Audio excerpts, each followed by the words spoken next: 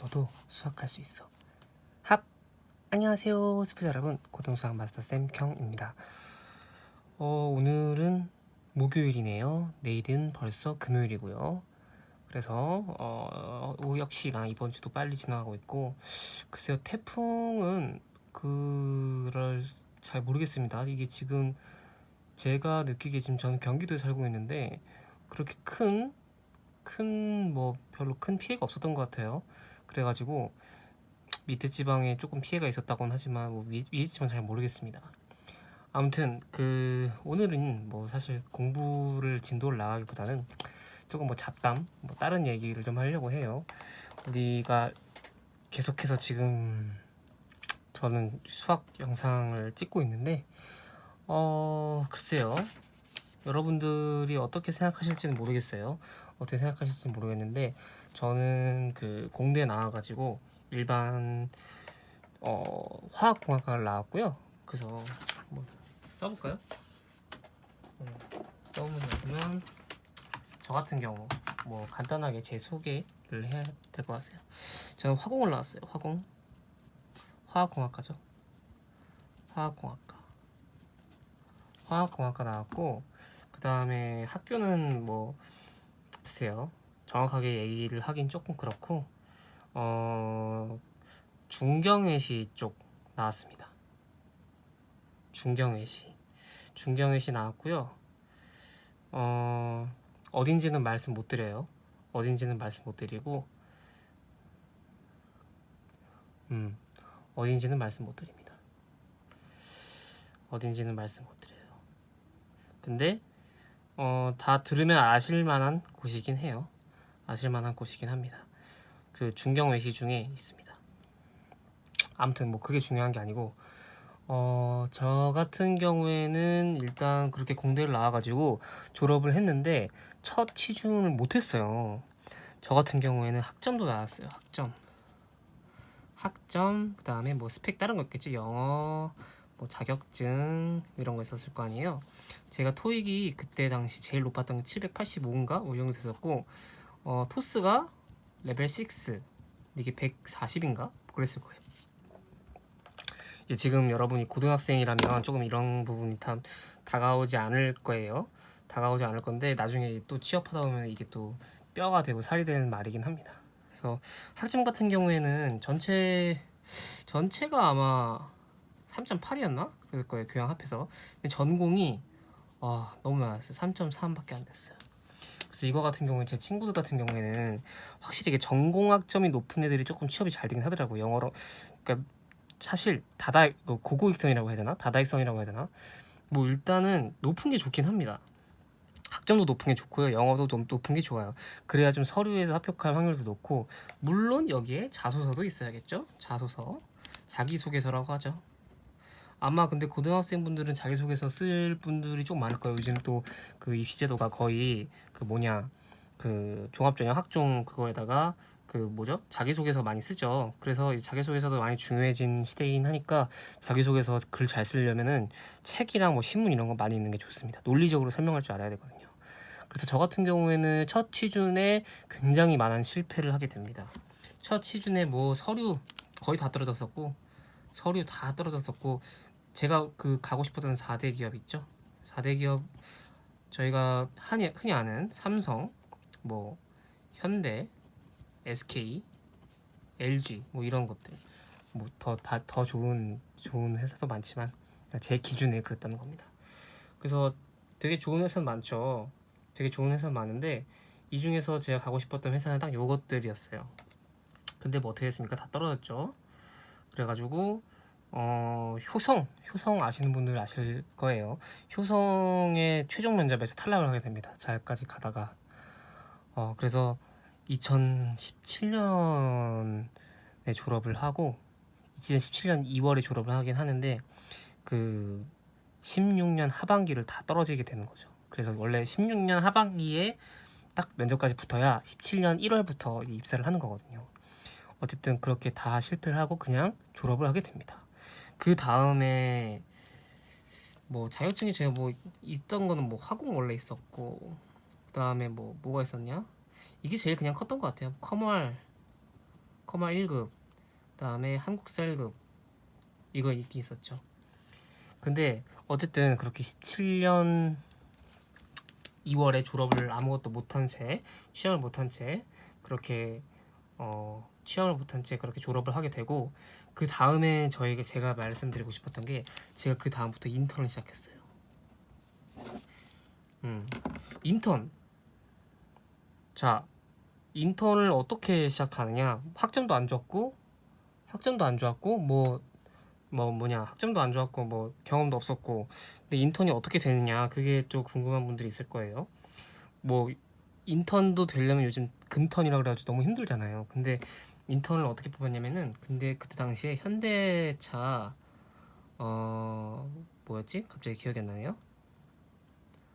그 1차, 2차 벤더라고 있어요. 협력사죠. 협력사와 같이 하는 그런, 갑자기 그 프로그램 이름이 기억이 안 나네요. 현대자동차 기억이 안 나요. 어쨌든 그런 중소기업, 중견기업, 중견기업에서 일할 수 있는 그런 기회가, 인턴이 일단 공고가 떴고, 저 같은 경우는 솔직하게 썼죠. 일단 학점 이런 거 뭐 얘기하고 그냥 제 경험들 이런 거 얘기 많이 했죠. 근데 그게 운 좋게 자소서가 붙었습니다. 이게 붙었어요.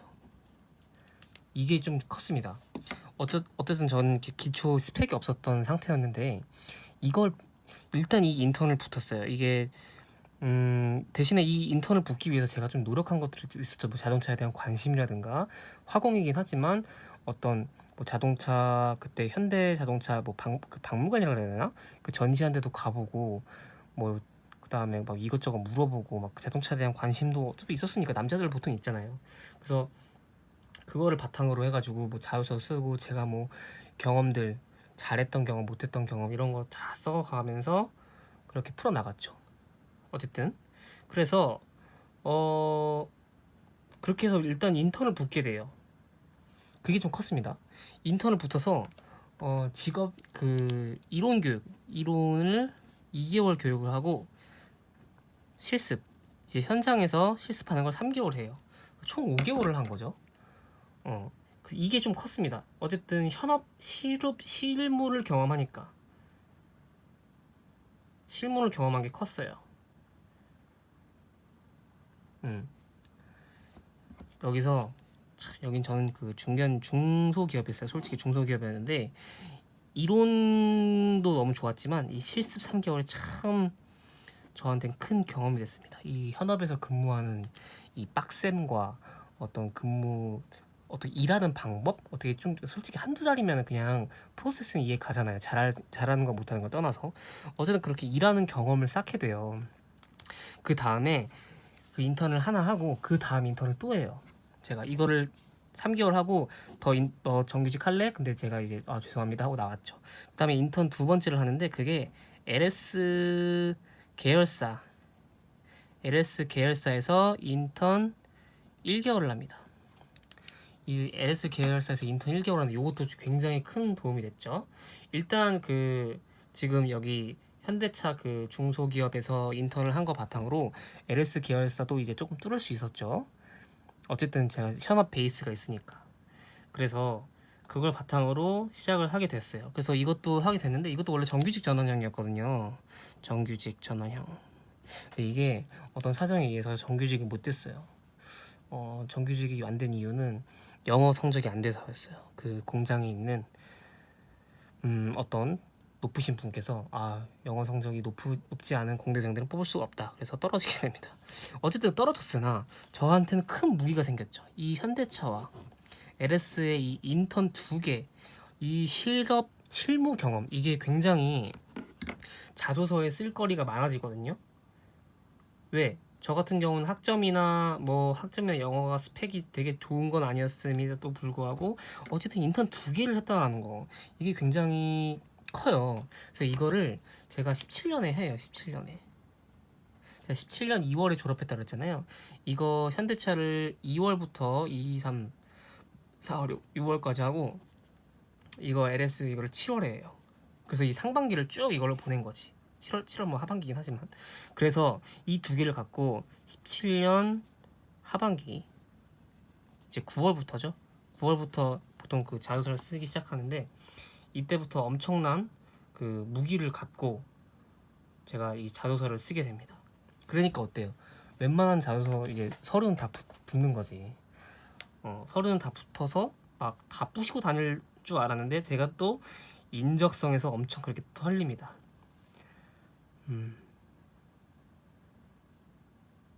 인적성에서 엄청 많이 털려요. 그래서 막 그런 이 제가 가고 싶었던 삼성, 현대, SK, LG 이것은 인적성에서 다 털리고 다른 인적성을 붙었던 기업이 있어요. 그것도 대기업 30위 안에 들어가긴 하는 기업이었습니다. 어쨌든 그렇게 들어가게 되죠. 대기업 30위 안에 들어가는 대기업에서 1년 정도 일을 하게 돼요. 18년을 통째로 일합니다. 18년 1월 2일에 입사해서 19년 2월까지 근무를 하게 됩니다. 어쨌든 이렇게 근무를 하게 돼요. 그 다음에 이거는 제가 이제 공대 전공을 살려서 생관이라고 보통 하는데요. 생산관리라고 하는데 생관을 가게 됩니다. 그래서 1년 동안 그 공장에서 거의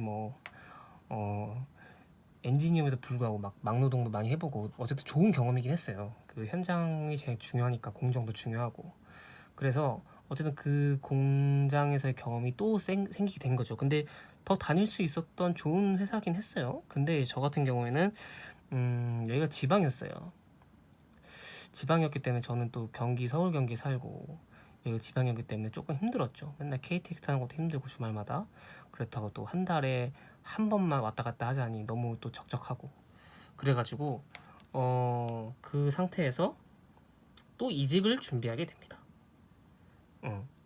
지금 봅시다. 경험이 인턴 하나, 둘, 그 다음에 이거 정규직 하나. 이 경험 세 개로 엄청난 저는 이제 자산을 가진 거죠. 재산이 있었다고 해야 되나? 그 자소서에 쓸 거리가 충분했던 거죠. 그래서 서울에 있는 연구개발 직무 쪽으로 지원을 하게 됩니다. 전혀 다르죠. 보통 공대 나오면은 생산관리 공대 나오면 좀 공장 쪽으로 많이 빠지는데 저 같은 경우는 이거를 바탕으로 그 연구개발 지원을 해서 정말 운이 좋게 입사를 하게 됩니다. 그래서 현재까지 다니고 있고 지금 만족해서 다니고 있는데 또 모르죠. 인생이 어떻게 될지 모르잖아요. 그래서 항상 뭐 영어라든지 외국어 뭐 이런 거 그런 거 항상 준비하고 있습니다. 계속해서 준비하고 그러는 거죠. 어쨌든 여러분들에게 하고 싶은 건 뭐냐? 하고 싶은 말은 뭐냐? 일단 현재 위치에서 할 수 있는 건 최대한 다 하시고요. 공부도 공부고 공부가 나 안 맞아 그런 사람분들은 공부도 기본적인 건 조금 하시되 자기가 원하고자 하는 것들은 조금씩 시간을 내서 시간 많이 파는 게 정답입니다. 시간을 많이 파서 집중하셔서 공부하시는 게 도움이 될 것이고 하나하나 준비를 하시면 돼요. 하나하나 준비하셔야 되는데 학점이나 영어 같은 경우에 만약에 놓쳤다. 근데 이제 졸업해버리면 학점 올릴 수가 없잖아요.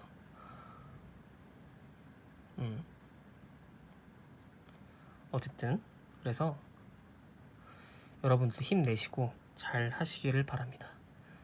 잘 하실 수 있습니다. 수포자 여러분도 수학할 수 있습니다. 아니요, 잘 할 수 있습니다.